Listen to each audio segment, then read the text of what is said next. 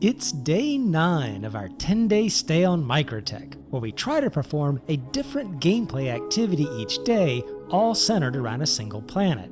CIG has talked about wanting to stimulate more planet-centric gameplay that keeps players, particularly new players, closer to a single planetary body before feeling like they have to move on.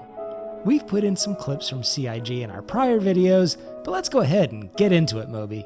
What sort of trouble are you going to get into today? No trouble at all. At least I hope so. Today, we're going to be doing something that anyone could do in any ship.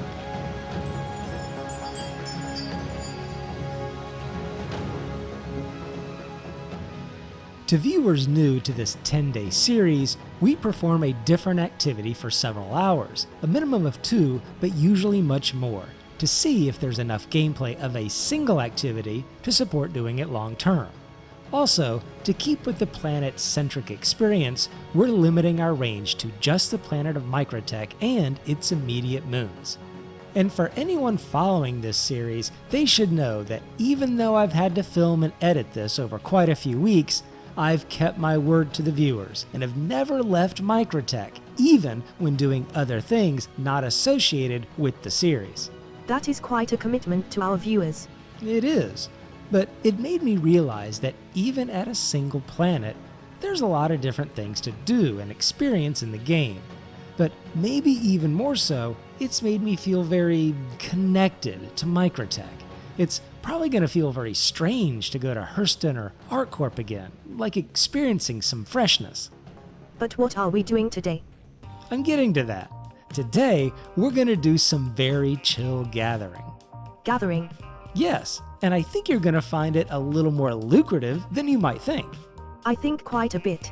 I'm an artificial intelligence. Indeed you are. So don't you wonder why I was bringing you into these caves? No, it was irrelevant. We came to harvest the ranta dung and amioshi plague mushrooms found all over these caves. And we're bringing 2 different suits with us to gather as much as we can. We'll start off first with the MaxFlex Rucksack, and when that's full, move over to the Novikov Armor Undersuit.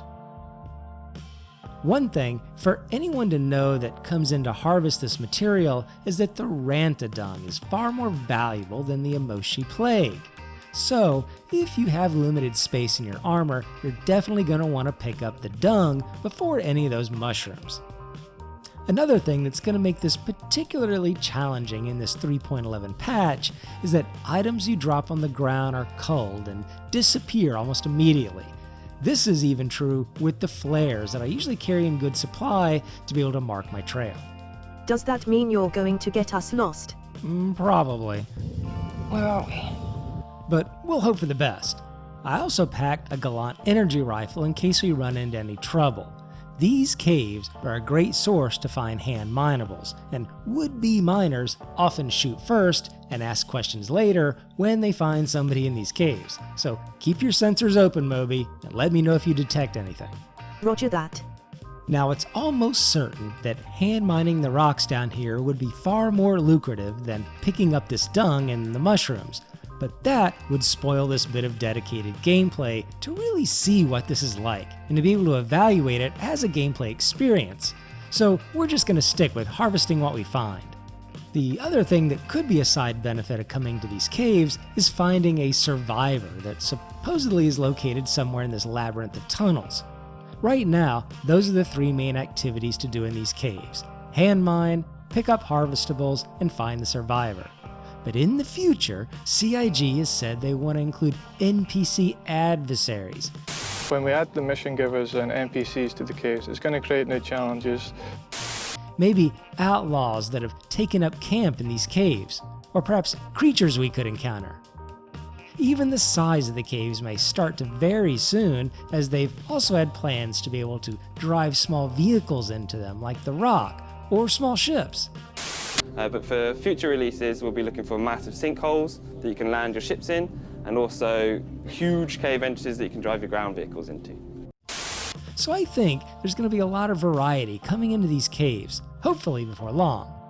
Because I will say, the overall ambiance and sound and light these caves give is a really unique experience you don't get elsewhere.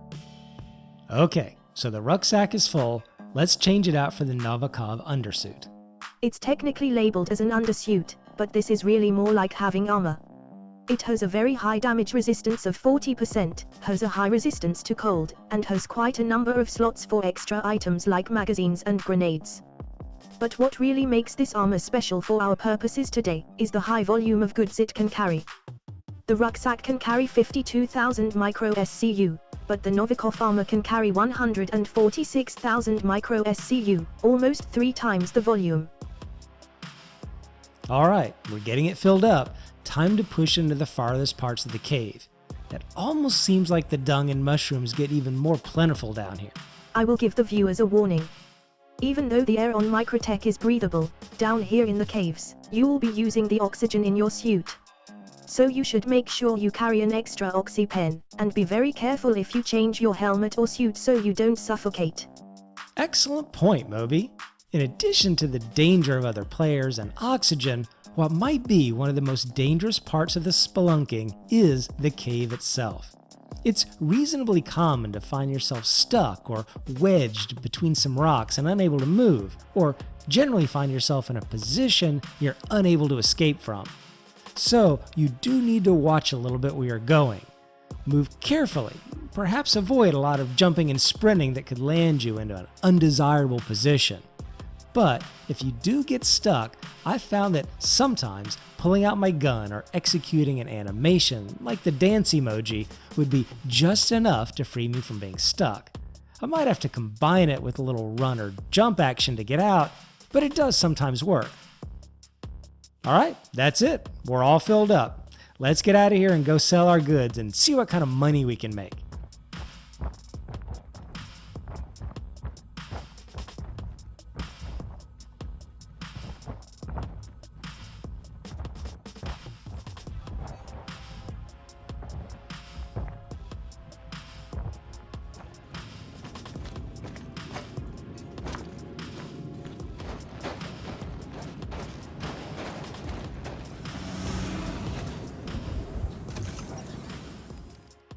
Let's go straight to the commons at New Babbage, because major trade ports seem to buy almost everything.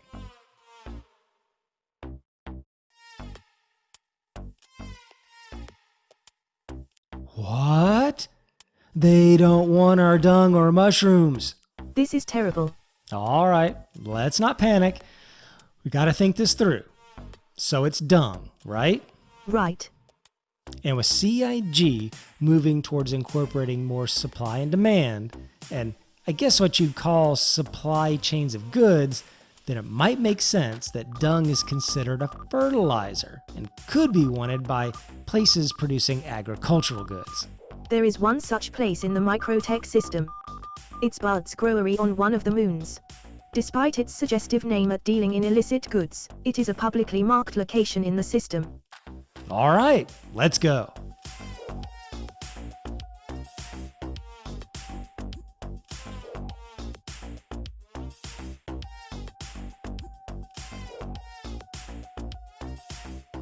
They want it!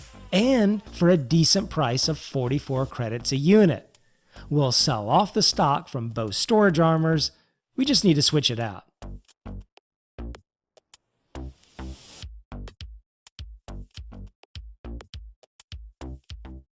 Okay, so now, what about these mushrooms?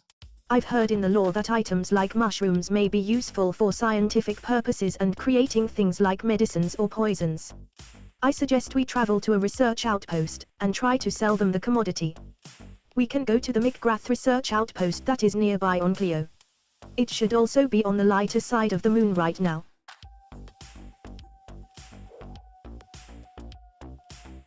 No! It must be the wrong kind of research outpost, or maybe it's a game problem, but they don't want it, and all they have here to sell are mineable items. Sorry about that. I blame that very sketchy Herald pilot who was trading data. We'll have to go out on our own and try Cantwell that's on the other side of the moon here at Clio. It's another research outpost. Let's hope we have better luck here. Score!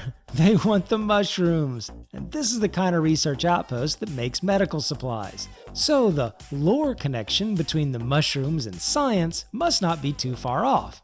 So, having sold off all the dung and mushrooms, what are our final statistics, Mobi? We sold a total of 166 units of ranta dung for 7,304 alpha UEC. For the amioshi plague, we sold a much lesser amount of 65 units, for a total of 857 alpha UEC. For a grand total of 8,161 alpha UEC. Not bad for picking up piles of Hey, let's keep it family friendly there, Mobi. But you're right, even though it took a fair bit of time, we did come out with some extra cash in our pocket and something different to do in the game. And there's no shortage of caves. When CIG is able to add more of the harvestables they developed into the game, gathering things in the verse will be more than just the caves, and is a viable way for new players to earn some money while having a reason to explore different parts of the verse. I think you're most right on that second point, Mobi. Exploring and having reasons to explore through the possibility of finding something seems to be a big part of what this game will be about. You know, while we're here, we might as well pick up some trade goods and try to go sell them while we decide what to do for day 10. Sounds like a good idea. I love the light freight ability of the 315p. It's cargo running in style. Besides, I already know what's on the docket for day 10. You do? Well, do tell. A girl never tells her age or secrets. Come on, you can tell me. You'll just have to wait like the rest of the viewers. Look, I'm the one that actually has to play the game and collect the footage. My speakers are sealed. Sometimes you can be really frustrating. If it's only sometimes, then you should consider yourself lucky. Oh, Mobi. Sweetheart, you wouldn't want me any other way. And don't forget to check out the Readcast podcast available at the link in the description.